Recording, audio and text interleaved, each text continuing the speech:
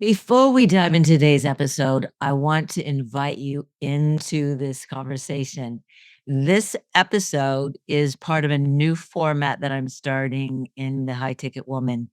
I'm bringing over my live Q&As, my live question and answers that I used to do in my private Facebook group Relationship Resolution, where I answer real questions, real relationship questions about real relationships. And instead of doing it there, I decided, you know what? I want to do this in the podcast. So as you listen to this episode, I want you to think about this. What's something that you've struggled with in your marriage, but you haven't quite known how to talk about with your spouse?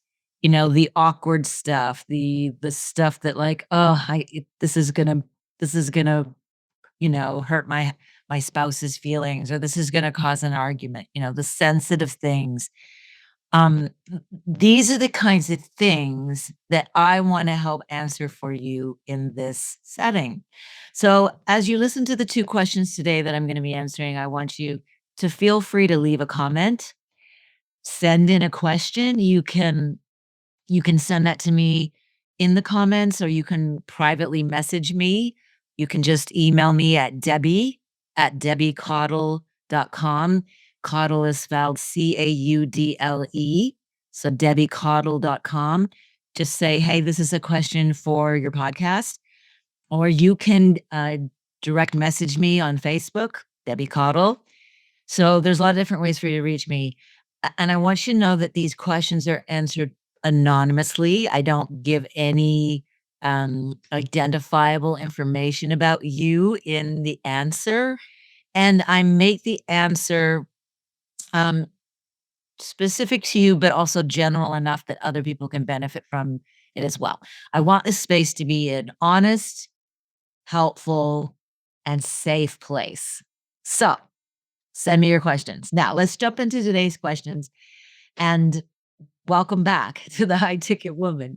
Again, totally new format for some of the episodes that I'll be doing here on the podcast. So question one is an interesting one. It's quite an interesting way to jump into this new format. Here's the question.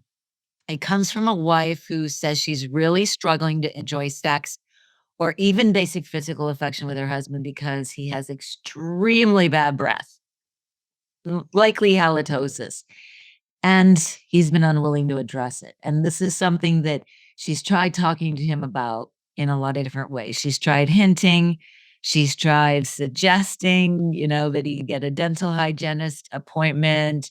She's tried, various things like switch out your toothbrush, here's some mouthwash. Nothing has changed. And it's affecting her desire to want to kiss him, want to be close to him at all, even sitting next to him or hugging him. She has to kind of go in for any sort of physical affection and hold her breath. And then, of course, that's going to really hugely impact their sex life. And she doesn't want to hurt his feelings. So she wants to know how to handle this without, because this is a very sensitive issue, how to not hurt his feelings or damage the marriage for that matter. Now, this is more common than you might realize. And on one hand, we might laugh and go, bad breath and, but it's a good example of how physical issues can quietly turn into emotional and even relational problems in the marriage if they're not addressed. So first, let me say this isn't her being shallow, like, deal with it, suck it up, he's your husband, you know. No, this is about attraction and sensory safety and emotional safety too, all of which are real and valid parts of intimacy. So let's dive into this a little bit more and kind of look at this. Remember, physical closeness requires a baseline level of comfort. Whether we're talking about sex or we're talking about holding hands, sitting next to each other, hugging, all of that requires a level of, I feel safe around you. Because if you don't feel safe, you aren't going to want to be near that person, are you? All right. So if something is constantly triggering your disgust, you're turned off by something, sensory oriented like bad breath in your spouse to the point that you now want to avoid them, that it's only natural that the body is going to want to pull away.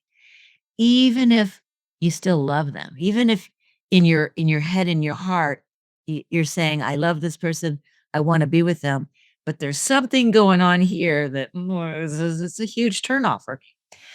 So, let's talk about what this really is. This isn't just bad breath, okay? This is on his part, this is and her part too, really, if you think about it. This is avoidance of dealing with the real issue. This may be turning into resentment on both sides. On her side, resentment that you're not taking this seriously. On his side, resentment that you don't wanna touch me in any form or fashion, and a lack of shared responsibility. So here's how I would guide her. This needs to be more than just hinting around. This needs to be a direct, but obviously respectful conversation. Hinting doesn't work because it allows your spouse, the person with the bad breath, it allows them to avoid any real responsibility. If you just say, I would be, here's this new mouthwash, especially if it's a woman talking to a man, men don't respond to hints in the same way that women do anyway. So if you say, oh, I bought you a new toothbrush, or, I got you a new mouthwash, you're not really speaking to the heart of the issue. Instead, she needs to say something like, I want to talk to you about something that's kind of uncomfortable, but it's pretty important. I love you. I want closeness with you. I want to enjoy hugging and kissing and sitting next to you on the couch. And yes, I want to enjoy sex with you, but your breath has become a barrier for me. And I find myself pulling away physically because of it. I don't want that. I don't want distance between us. I want connection. And this is something that I want us to solve together. So, what this does now is it frames the problem as a shared marital concern. It's not a personal attack. She's not going, "You don't listen to me. You have bad breath. Why aren't you willing to do any of the things I've asked? Why won't you go to the dentist? This is your fault." All that's gonna do is shut him down, and he's gonna only feel that sense of rejection, and he's gonna feel pretty defensive, and it's gonna grow from there. And here's the thing, bad breath can usually be treated. I mean, this is a pretty simple fix. So it's also concerning to me that there's some sort of refusal on his part to do something about this when it's impacting the relationship, because this crosses over now from just hygiene into neglect of the relationship.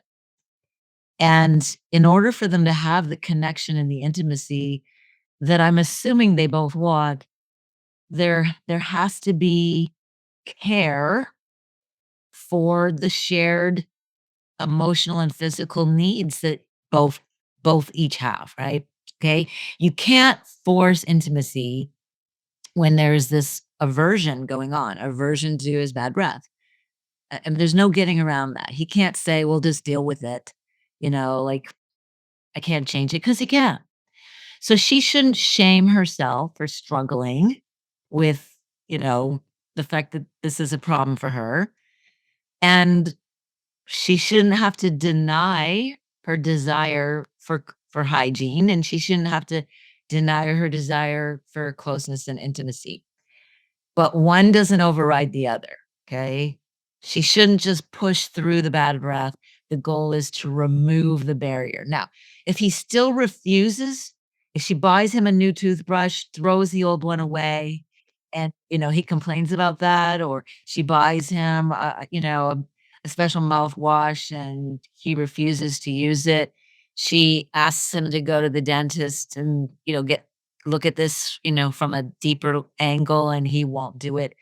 Now the issue becomes avoidance on his part, maybe pride, lack of responsiveness, unwillingness to prioritize the relationship.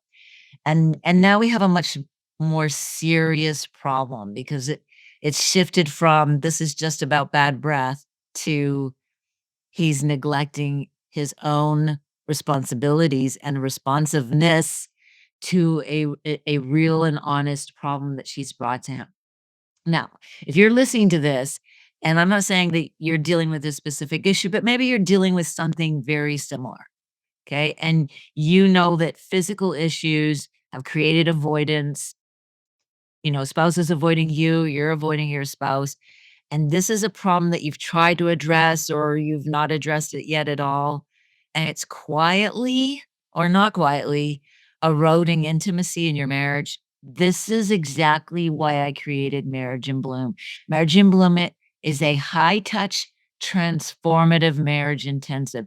This isn't just weekly therapy sessions. This isn't a traditional counseling relationship. This is something much deeper. This is where you learn to have those hard conversations without shame, without embarrassment, without accusation. This is where we address real barriers to intimacy and we rebuild emotional and physical closeness through guided transformative steps. So if you want to learn more about that, debbiecaudle.com/marriage in bloom. All right, let's go on to question 2. I think this one also is very, very common. So I'm really glad that I have this question. This also comes from a wife. This is pretty normal. A lot of times these questions are generated from women. And she says she's been trying to positively reinforce her husband by thanking him, affirming him, and acknowledging his efforts, but she doesn't see much change. What does seem to work is physical affection. And she wants to understand why that is, whether she should keep doing what works, even if it's not what comes naturally to her. This is a great question. And it gets right to the heart of how love languages actually work. Okay. What this tells me immediately is that his love language is almost certainly physical touch. And that's not something he needs to apologize for. Okay.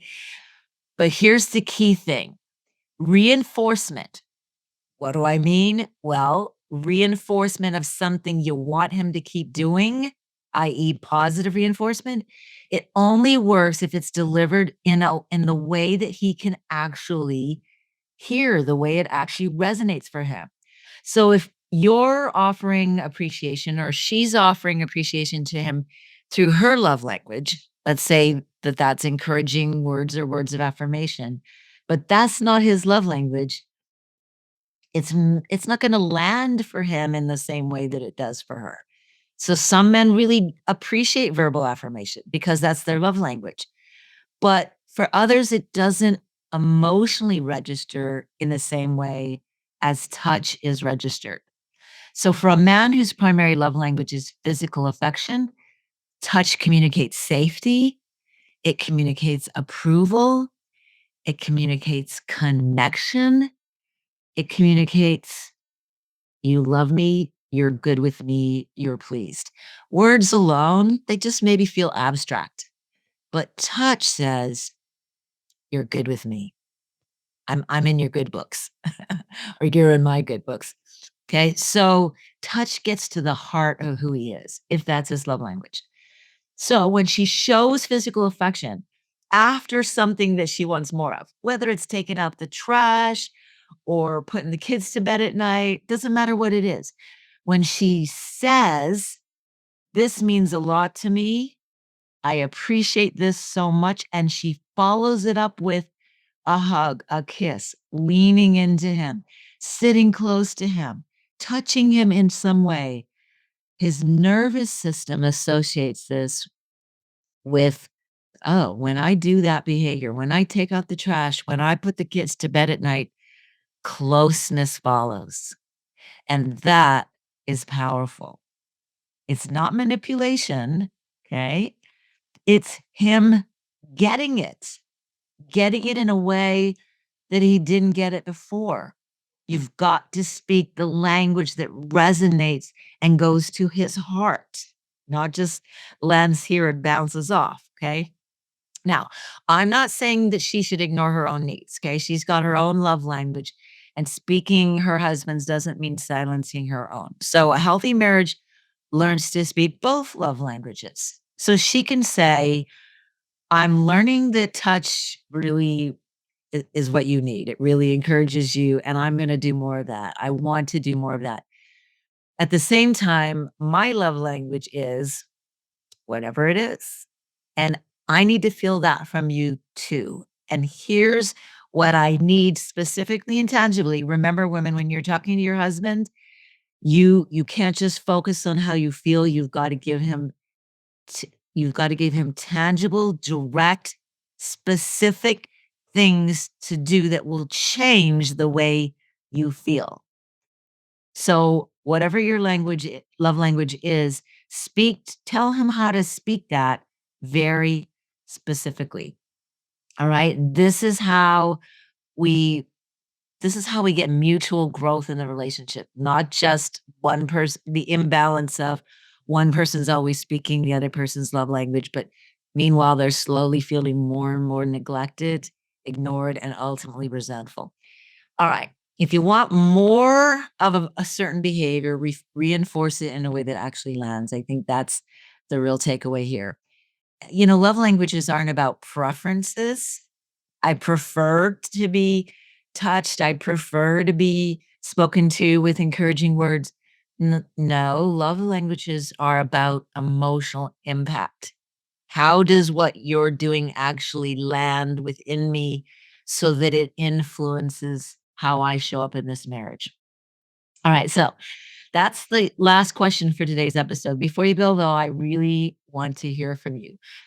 I'm curious, which question today felt closest to something that you've been experiencing in your marriage? And what's one area where better understanding of needs, attraction, love languages, whatever, what's something that you need that would help shift the connection in your marriage? Tell me what it is. Tell me what you need to hear more of. And if these kinds of patterns that you've been hearing today are showing up in your marriage, remember this is what we address inside Marriage in Bloom. Look, it's a simple go check out the website situation. And if you're interested, get on a free call with me. That's it. No pressure. I just want you to know more about it so that you have options because you don't have to keep letting these unspoken issues create distance between you and your spouse. So debbiecaudle.com/marriage and bloom. And remember, you don't have to be perfect. You just have to stay teachable. I'll see you in the next episode.